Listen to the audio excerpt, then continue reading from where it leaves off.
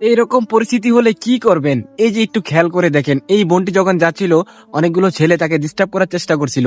এখন সে কি করবে ভাই, দেখেন না কি হয়। তারপরে ওইখানে যে অটো চালক ভাই ছিল, ওই যে ওই ভাই, সে সেটা দেখে বুঝতে পেলো, ভাই যদি এটা আমার বোন হতো, আপনার বোন হতো, তাহলে কি আপনি হেল্প করতেন না? এই যে ছেলেগুলা এই বোনটাকে ডিস্টার্ব করার চেষ্টা করতেছিল, অটোওয়ালা ভাই কি করলো দেখেন না, তাকে যখন দৌড়ান দিল, সে ওই মেয়ের তার পিছনে পিছনে যখন ছেলেরা আসতেছে, তখন অটোওয়ালা ভাই ওই সামনে আসলো, এসে বলল, বোন ওঠেন, বোন ওঠ।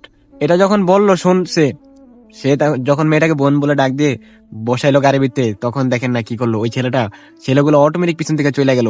আমি কথা বলতে গিয়েও না বেঁচে যাচ্ছে আমার, কারণ ভাই এরকম ঘটনা দেখলে কার না ভালো লাগে।